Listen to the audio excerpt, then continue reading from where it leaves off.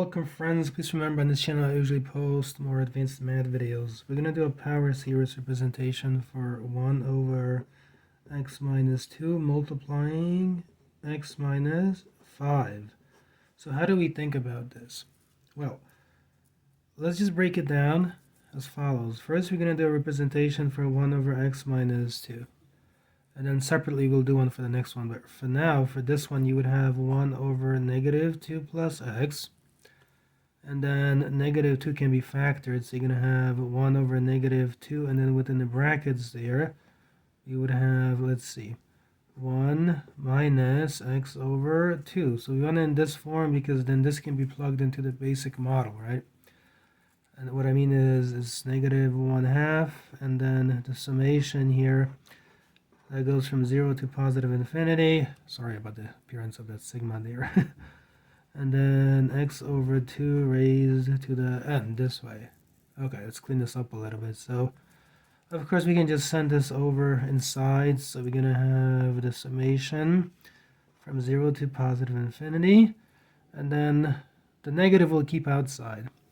But the 1/2 will send into the expression. So in other words, we're going to have x to the n. And this would be 2 to the n times the 2 on the outside to the first. That would give you a 2 to the n plus 1 this way. And this is valid, of course, when this quantity x over 2, right, is less than 1, which means, in other words, that the absolute value of x is less than 2. Okay, so that part is done. Let's look at the next one now. So the 1 over the x minus 5. So in this case, just write this as 1 over negative 5 plus x. Okay. Now here factor a negative 5 out in the denominator, so it becomes 1 over, basically, or negative 1/5. And what's left within the parentheses would be 1 minus x over 5, that's on x. Now this quantity, again, we're going to plug into the basic geometric, so we're going to have negative 1/5, and then summation from 0 to positive infinity.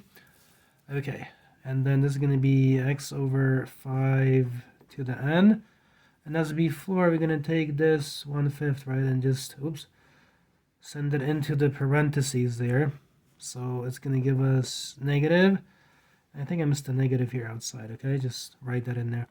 So it's a negative summation, and this is going to be from 0 to positive infinity. So it's going to be x to the n, and then it's 5 to the n times the 5 to the first on the outside. So it's going to be 5 to the n plus 1, and this one will be valid, of course, when x over 5 is less than 1, which of course then means that the absolute value of x is less than 5. So between these inequalities, just take the smaller one.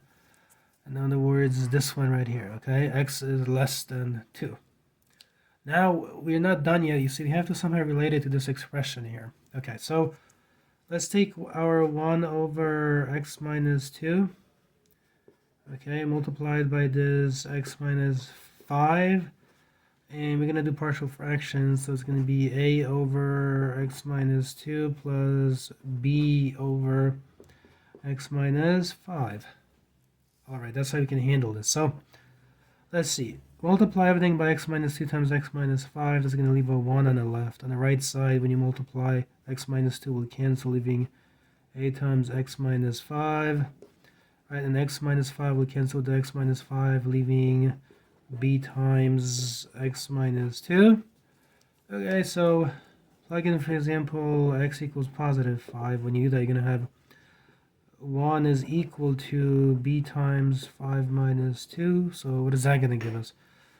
Well, it's going to be 1 is equal to 3b, and therefore 1/3 is the value of b over here. Okay, and then repeat this for 1 is equal to, okay, so set x equal, let's see, to the next value, which would be positive 2 here. So to account for that, to get rid of that term. So you're going to have 1 is equal to a, and then 2 minus 5 this way. And then you work through that. So it's going to be 1 is equal to negative 3a, divide by negative 3. So negative 1/3 is equal to the value of a. So now go back over here. We'll marry this with things eventually, but for now, let's see. So take this expression as written right here. Let me remind you, right here.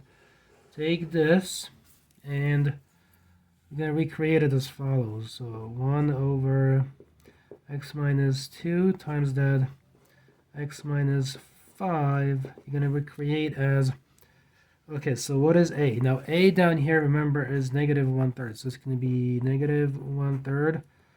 And what went with a? So where were we here, right? So that was the one with the x minus 2. So you're going to put x minus 2 in the denominator plus b. Remember that b we found right here to be 1/3. So it's going to be positive 1/3 hanging over x minus 5. Now here, 1/3 can be factored. So when you do that, you're going to have 1/3 on the outside. What's left within there would be then 1 over x minus 5. So 1/3 goes out, and this positive 1 over x minus 5 I'm going to put first. The negative, let's leave it with here, but put it second. We don't like negatives first. So minus 1 over x minus 2 this way.